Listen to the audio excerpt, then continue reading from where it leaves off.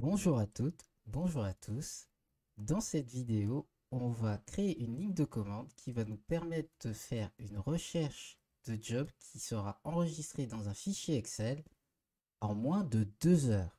Donc là, je viens de lancer ma ligne de commande. Ça va chercher sur le site lesjeudis.com et hop, ça vient de me créer un fichier Excel qui va par défaut chercher à Paris. Mais moi, je n'habite pas Paris, j'habite pas la capitale, j'habite à Lyon. Et ben, je peux aussi faire une recherche à Lyon. Donc ça va chercher toutes les offres de développeurs à Lyon. Et je viens aussi de déménager à Marseille il y a 2 jours, donc je regarde à Marseille. Donc pendant ce temps-là, hop, on peut regarder dans les offres ici qu'on a récupérées. Et là, par exemple, moi j'aime bien React. J'ai envie de faire du React. Je regarde l'offre et je récupère le lien. Donc ça me permet de récupérer le titre, l'URL que je viens d'utiliser et les tags ici. Voilà. Mais vu qu'on démarre de zéro et qu'on récupère toutes ces choses-là les unes après les autres, vous aurez tout ce dont vous avez besoin pour récupérer le CDI par exemple, les salaires lorsqu'ils sont définis et la description de l'offre que vous pourrez enregistrer dans le fichier Excel ici présent. Donc voilà, c'est parti, on commence. Et bien on va commencer pour la partie 1. Ce qu'on va faire, c'est qu'on va apprendre à enregistrer un fichier Excel. Donc ça va être relativement simple et ça va être la première partie qui va nous permettre justement de faire des choses plus compliquées plus tard parce que le but final c'est d'enregistrer un Excel. Donc hop, on va démarrer de zéro ici. Donc première chose que je vais ok, salut les gens qui viennent d'arriver, on va démarrer, je viens de faire les présentations. Donc c'est parti. Bonjour à toutes, bonjour à tous. Pour cette première partie, on va essayer d'enregistrer un fichier avec Excel, enfin au format Excel. Donc on démarre de zéro. Je vais faire un npm init-y pour démarrer mon projet et avoir un fichier package.json ici. Maintenant, je vais utiliser un package. Donc je vais chercher dans npm Excel par exemple. Et on a plusieurs packages. On va regarder celui qui a l'air le plus intéressant. Je crois que c'est le XLSX. Ouais, il est plus téléchargé. Et je crois que c'est celui que j'utilisais de tête. Donc c'est parti, on va l'installer. XLSX. Et on va regarder un petit peu la documentation de ce joli package. Donc mon but c'est de partir d'un arrêt d'information. Donc je vais créer un fichier test excel.js et je vais importer const xlsx. xlsx est égal require xlsx. On va regarder un petit peu la documentation puisque c'est comme ça qu'on avance. Ah ben on a comment écrire dans un fichier ah mais non non en fait on va pas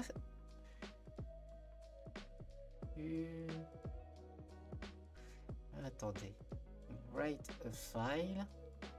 Ça c'est pour créer un fichier.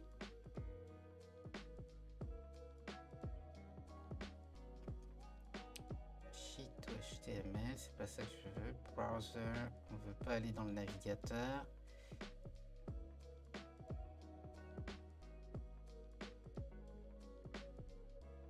Ok, donc write file, tout simplement. Donc on va faire xlsx.write file et on a une variable workbook qu'on n'a pas encore définie. Const workbook que je vais appeler WB pour que ça soit plus court. Pour l'instant, c'est un arrêt vide. Je vais mettre WB. Et dans les options, qu'est-ce qu'on a dans notre exemple? On a le nom du fichier en deuxième paramètre. Donc, le fichier s'appelle, on va le mettre dans un dossier TMP temporaire qui va s'appeler ./tmp/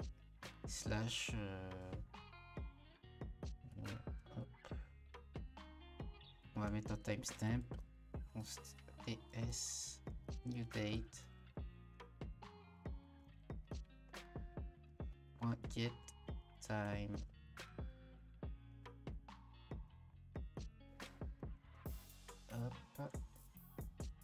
ts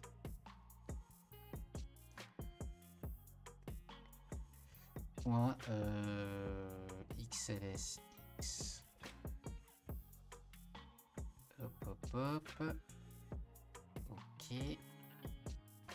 Et maintenant le workbook, on va regarder comment est défini un workbook dans notre fichier. Ça c'est pour lire un fichier Excel.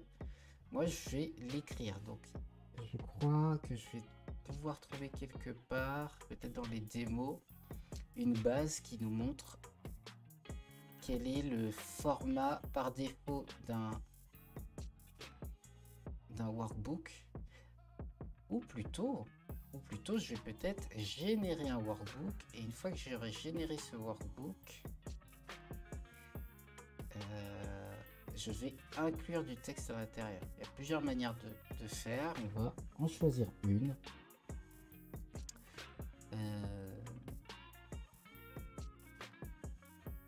Donc là par exemple, il insère, donc non, là il va lire un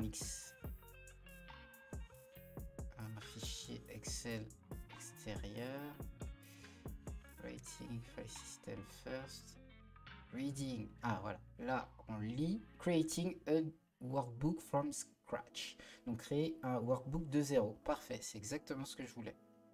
Donc xlsx.utils.bookNew, parenthèse, c'est une fonction. Donc là on l'a créé de zéro, et l'idée c'est d'insérer des données dedans. On contain no worksheet.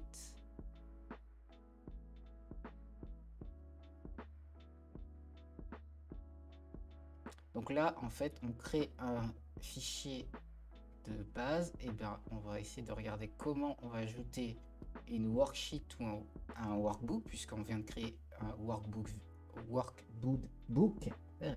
vide. Et donc maintenant, qu'est-ce que ça nous donne? Ah super, donc on a const ws, donc worksheet underscore data, et ces données sont au format array.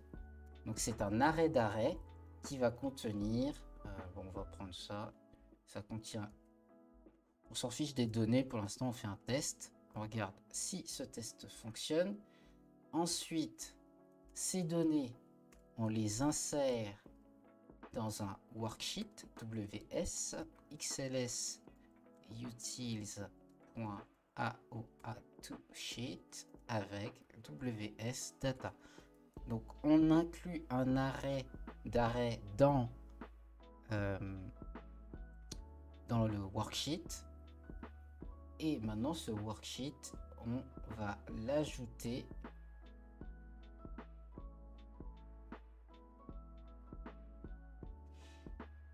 avec, alors où est-ce qu'on a créé le workbook? On n'a pas créé le workbook.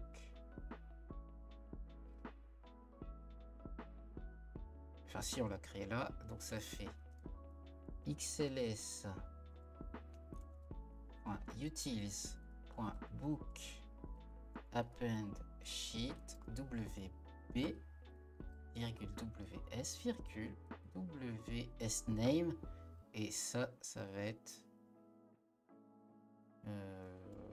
sheet, JS. Voilà. Comme dans l'exemple. Super. Et normalement, on a WB qui est notre workbook qu'on sauvegarde dans le dossier TMP avec un timestamp. D'ailleurs, je vais le mettre juste ici parce que sinon, c'est pas dans l'ordre. Enfin, il n'y a pas d'ordre spécifique, mais c'est un peu bizarre. Et là, je vais faire node test Excel. Et là, on a un fichier Excel qui a été créé. On va l'ouvrir. Donc moi, je n'ai pas Excel sur cet ordi parce que j'ai un Mac et je n'ai pas payé la version Excel. Donc normalement, il va m'ouvrir Numbers, l'application Mac pour ça. Et vous voyez bien, on a Sheet.js qui a bien les colonnes et les lignes de mon fichier Excel. Donc voilà, voici comment on crée un fichier Excel. Super. Donc après, bien sûr, ce fichier Excel, nous, on a rentré les données à la main, mais ça serait à nous, plus tard, de récupérer les offres d'emploi, de les injecter dans des arrêts d'arrêt. Et par exemple, la première colonne, je mettrai le titre de l'offre tout le temps. Dans la deuxième colonne, je mettrai le type de l'offre, si c'est un CDI, un stage ou ainsi de suite.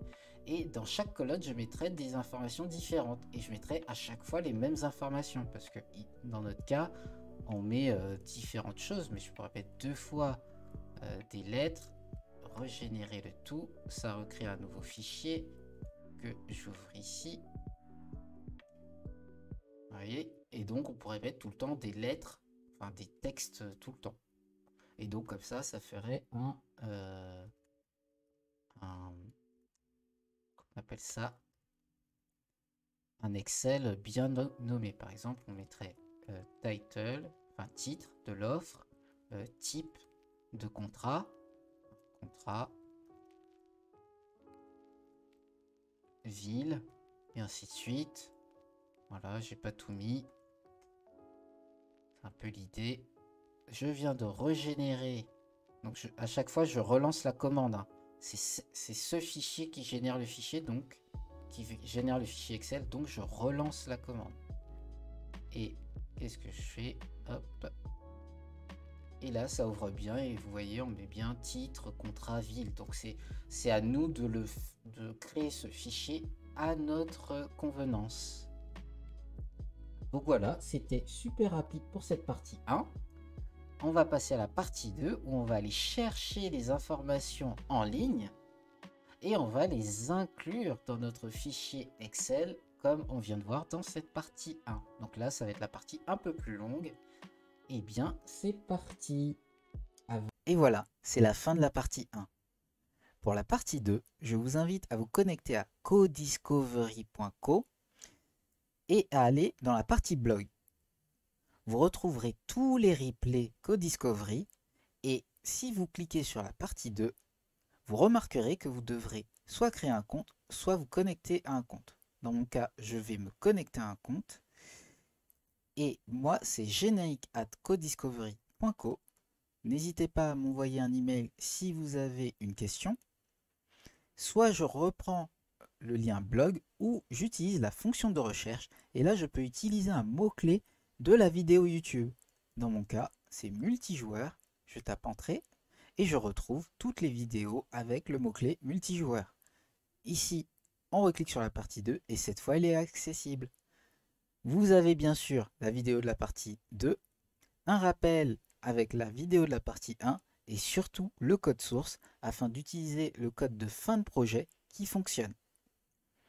Voilà, bon code et à un prochain live.